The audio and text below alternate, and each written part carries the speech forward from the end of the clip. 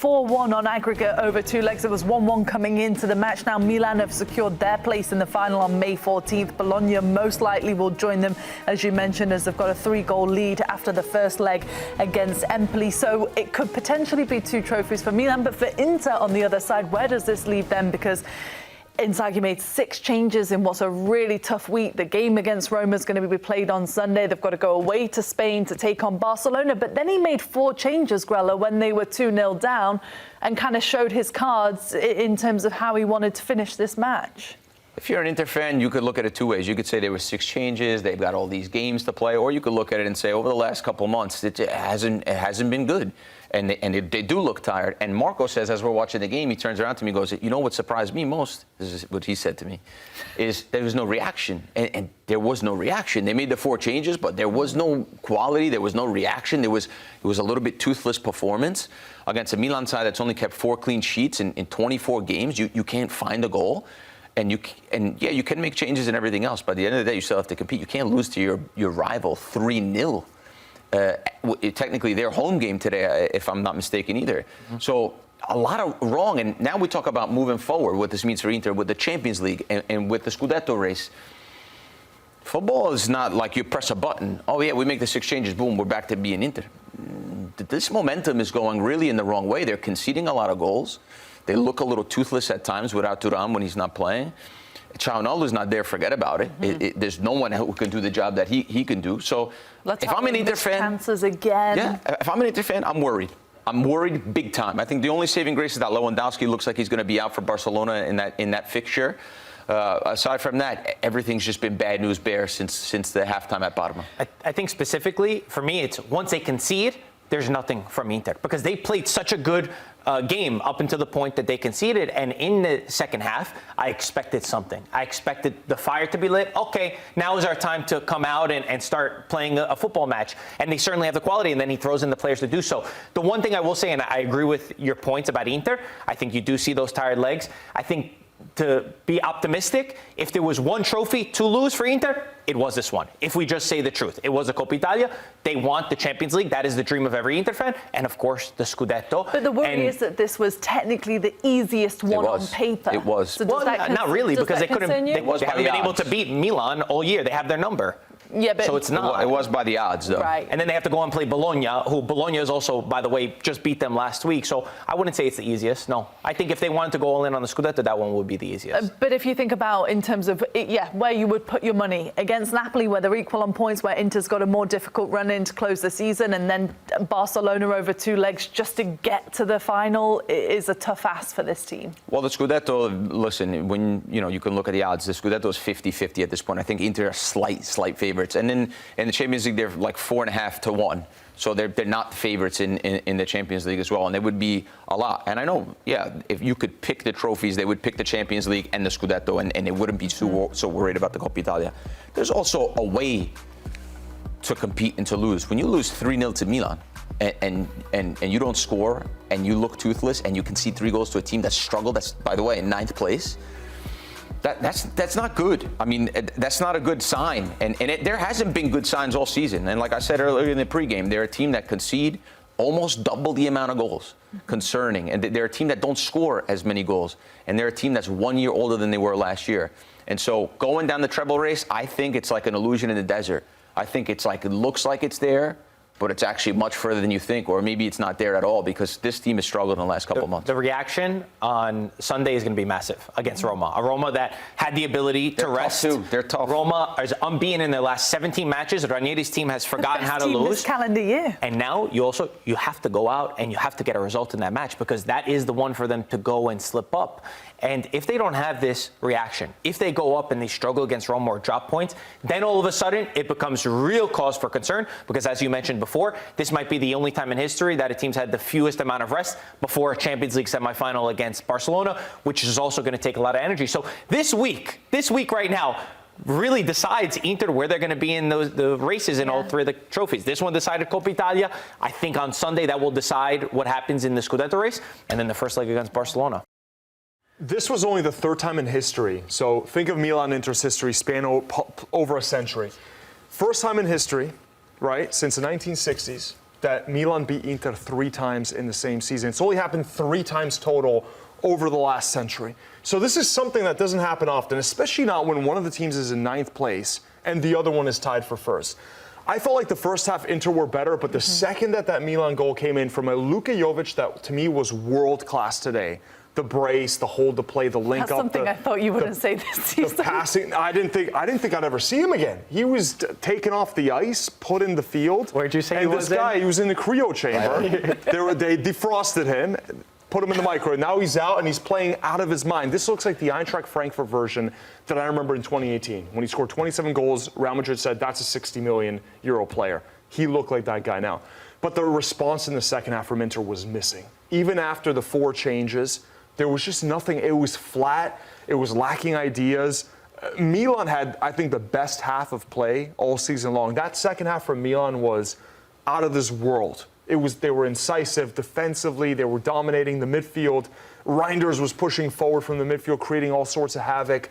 I did not expect it to be this one-sided, especially not with the way that things looked like they were going to go in the first half. I can't say enough good things about Milan in the Coppa Italia, where in the Serie A, it's been a completely different storyline. So I think we have to change our whole narrative if they win this competition, Milan. Change our whole narrative?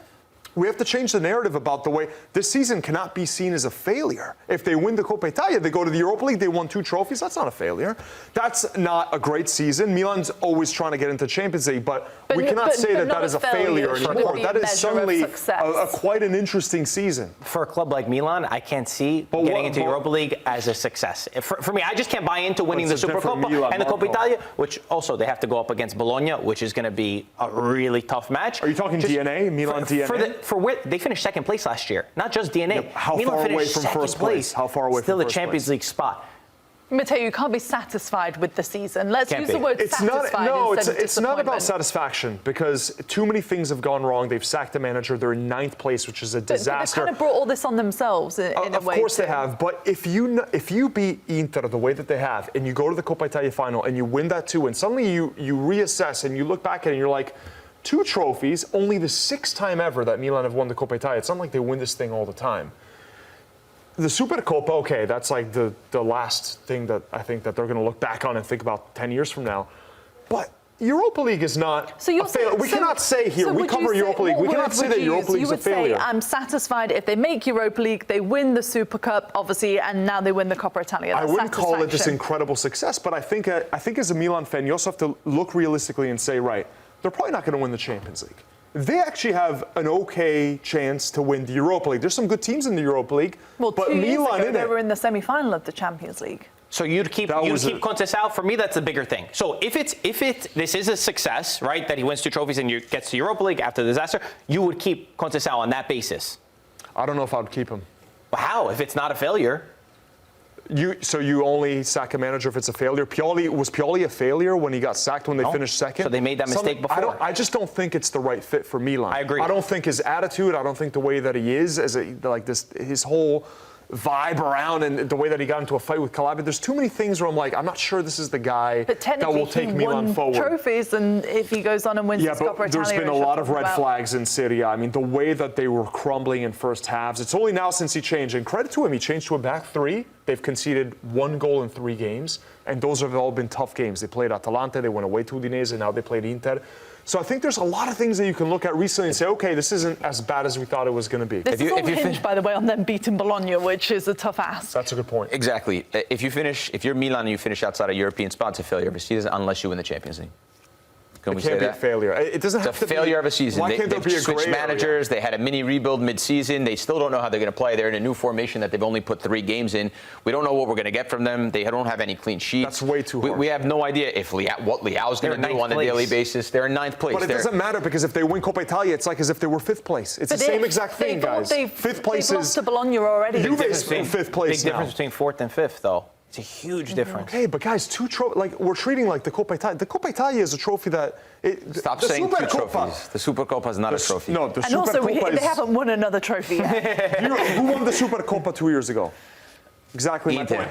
Who won it 3 years ago? Juventus. Okay, so Those are solid guesses. did you know that? Yeah. You did? We covered them, bro. We covered the I would Inter have to one think about with it the late twice. Alexis Sanchez winner.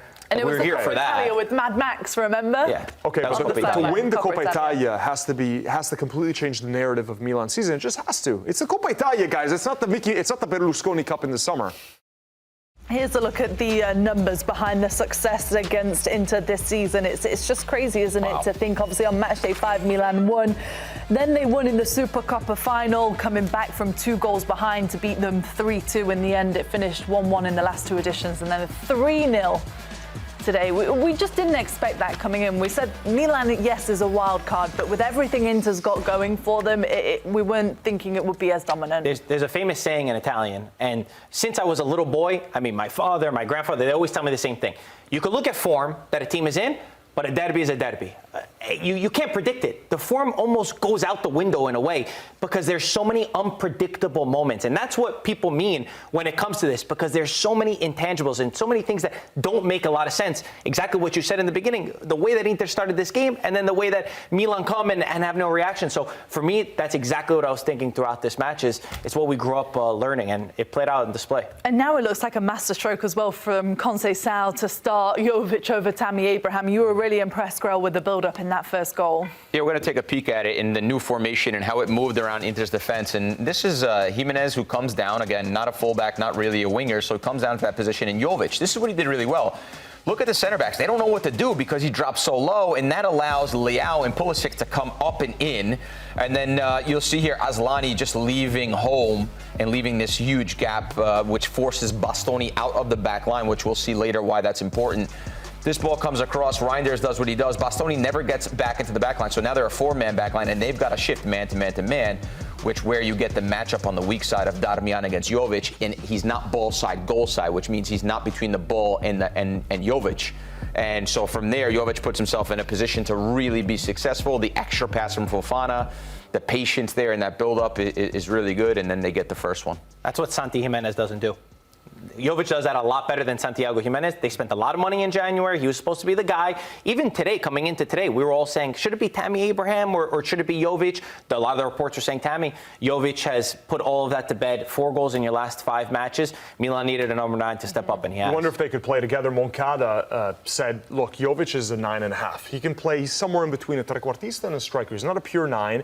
And you can see with his movements, but then he did everything as a pure 9 too. I mean, the poacher's instinct, right place at the right time, that bullet header as well, positioning himself right in between the 2 defenders. Like a Zirkzee type performance where he gets good aerial, comes into the midfield. Yeah, no, I was so impressed with him. This guy, he's been so wasteful throughout his career since he left Eintracht Frankfurt. Could he put it all together now? It would be bizarre, right? Because it's been such a long time since he was at the top of European football, and we've all kind of forgotten about him. So you think also mentality, to be out the whole season, and to come in and put in these performances after you've been the last guy on the bench, like I think it says a lot about Luka Jovic's like mental fortitude. It's very impressive.